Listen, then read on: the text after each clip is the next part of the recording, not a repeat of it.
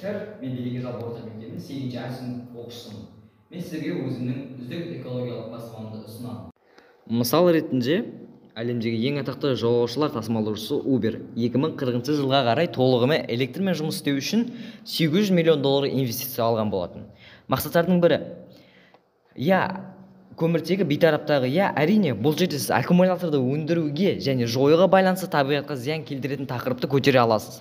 Бірақ қазір барлық дерлік ірі өндірушілердің бұл мәселені шешуге тырысуда.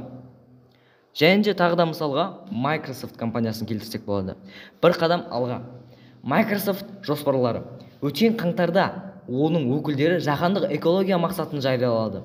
2050 жылға қарай олар компания 1975 жылы құрылған бері тікелей немесе электр энергиясын тұтыну нәтижесінде шығаратын барлық көміртекті қоршаған ортадан алып тастауды жоспарлап отыр. Мұндай мысалдарды мыңдап келтіруге болады. Компаниялар табиғатты сақтауға, немесе жақсартуға, тұтынуды азайтуға, немесе қоршаған ортаға әсері азырақ ресурстарды қамтамасыз етуге көмектеседі. Бірақ бұл мақалада біз қосымша бонус немесе қосымша жоба емес, эко префиксі табысты бизнестің негізгі идеясын айналдырғанды қарастырамыз. Мен сіздерге Норвегиялық Антек компаниясының биогаздарын ұсынамын. Биогаздар қазіргі сұранысқа ие, пропан және метан газдарынан қарағанда тиімді. Және де пропан метан газдарынан қарағанда бұның кері әсері өте аз. Тіпті 3-4 есеге аз десек те болады. Антек компаниясының жаңашыл биогаз технологиясы сиырдың ас қорыту жүйесіне ұқсайды. Біз бактериялардың өркендеуі үшін, тамаша ортаны қамтамасыз ету үшін қосылатын ағынды анаэробты ас қорытуды беткі қабаты жоғарғы биофильммен біріктіреміз. Биологиялық ас қорыту камераларын пайдалану процесті көбірек бақылауға және жоғары газ шығымына мүмкіндік береді. Біз өндірісті индустрияландырып ұлғайтып жатырмыз. Технологиямызды сатумен қатар, біз тұтас биогаз, биотыңайтқыштар өндіретін қондырғылар саламыз. Өндірісімізді ұлғайту және шығындарымызды азайту арқылы біз қалдықтар орналасқан жерде мыңдаған тиімді бөлінген биогаз қондырғыларымен салуды мақсат етіп отырмыз. Біз өзіміздің туған қаламыздағы қоқыс көлемі туралы деректерді жинай отырып, адамдар мен компаниялар үшін қоқыс тастайтындардан бастап, оны қайта өңдейтіндерге бүкіл экожүйені жасап ақша таптым. Мысал ретінде Oyster IQ жасаушылардың жаһандық мақсаты қазіргі уақытта қалдықтарды жасырылған құнды ресурстарды алу болып табылады.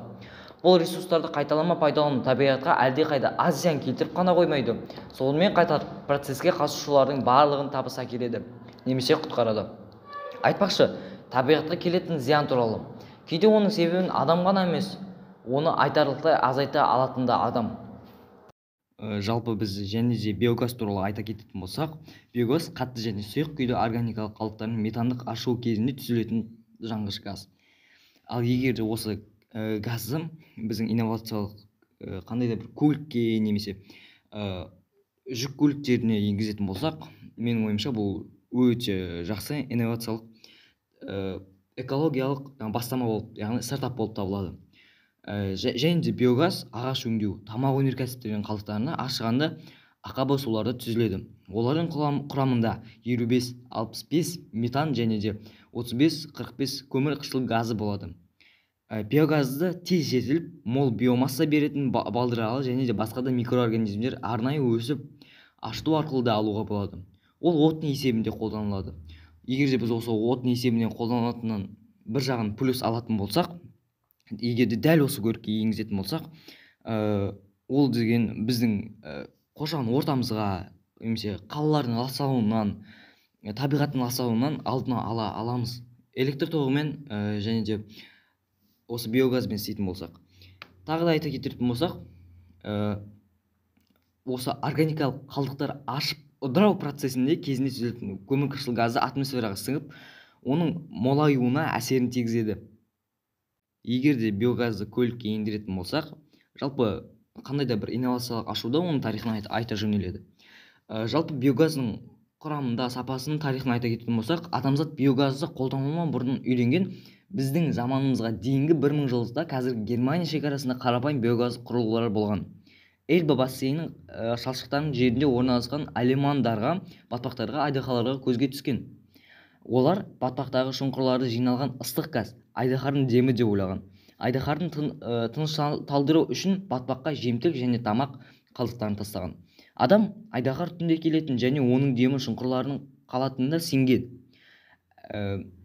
Алемандар теріден қалқа тігуді, олармен батпақты жауып, газды өз үйлеріне тері құбырлары арқылы өткізуді, оны тамақ дайындау үшін қолдануды ойлап шығарған болатын.